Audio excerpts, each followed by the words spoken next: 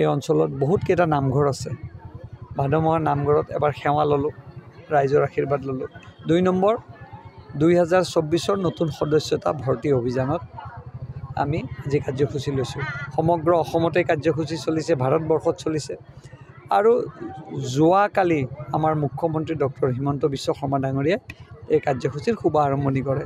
আৰু সেইকাৰণে উখুৰা পঞ্চায়তত আজি আহিলোঁ ৰাইজক অকণমান বুজাই দিলোঁ কেনেকৈ মিছ কল দি পেলাই কাৰ্যসূচীত ল'ব লাগে মানে অন্তৰ্ভুক্ত হ'ব লাগে আগতে হাজো আছিল এতিয়া নতুনকৈ কমলপুৰ হ'ল একেবাৰে ৰাইজে ভাল ভোট দিছে এইবাৰ এই অঞ্চলত আমাক সেইকাৰণে মোৰো দায়িত্ব আছে কিন্তু আজি অলপ দেৰি হ'ল আকৌ কিছুদিন পিছত মই আকৌ আহিম অলপ সমস্যা আছে সমস্যাবিলাক বুজিম আৰু আপোনালোকৰ দেখুৱাই দিব য'ত য'ত সমস্যা সমাধান কৰিব লাগে পৰ্যায়ক্ৰমে কামবিলাক আমি কৰিম আপোনাৰ প্ৰাক্তন সতীৰ্থ বৰ্তমানৰ APCCৰ সভাপতি ভূপেন বৰাই কৈছে যে মুখ্যমন্ত্ৰীগৰাকী পাৰ্ট টাইম মুখ্যমন্ত্ৰী অসমক সময় নিদিয়ে বাহিৰত ঘূৰি ফুৰে চাওক তেখেতসকলে যোৱা লোকসভা নিৰ্বাচনত 3খন আসনত 3খনে থাকিলে আমি 9খনৰ পৰা 11খন হ'লোঁ এতিয়া তেনেস্থলত তেখেতসকলে এইটো কথা ভাবিব লাগে যে আমাৰ মুখ্যমন্ত্ৰীজন অকল অসমতে সীমিত নহয় আমাৰ মুখ্যমন্ত্ৰীজনক এতিয়া সৰ্বভাৰতীয় প্ৰেক্ষাপটত ৰাইজে বিচাৰিছে দলে বিচাৰিছে অসমবাসীৰ বাবে গৌৰৱ হ'ব লাগে আমাৰ কাৰণে গৌৰৱ আৰু অসমবাসীৰ কাৰণে গৌৰৱ তেওঁলোকৰ কাৰণে গৌৰৱ নহয় কাৰণ তেওঁলোকে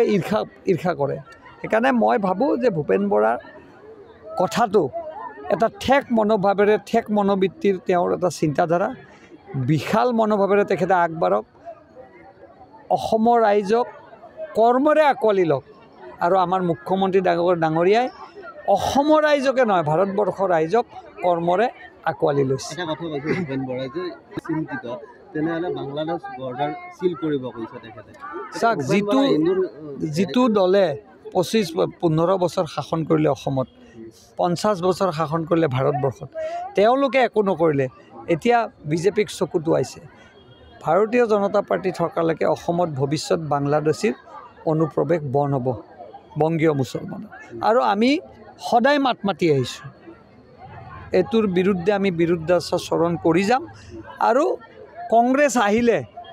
সেইসকলৰ আকৌ আগমন হ'ব সেইকাৰণে ভাৰতৰ অসমৰ জনতাই সিদ্ধান্ত ল'ব মিয়াৰ দপদপনি অসমত নচলিব কেনেকৈ চলিব আমি মিয়াৰ দপদপনি অসমত কেতিয়াও চলিব নিদিওঁ আমাৰ অসমত থকা অসমীয়া খিলঞ্জীয়া হিন্দু অসমীয়া খিলঞ্জীয়া মুছলমান আমাৰ ভাই ককাই কিন্তু মিয়াক আমি কেতিয়াও আগ্ৰাসন হ'বলৈ ইয়াত নিদিওঁ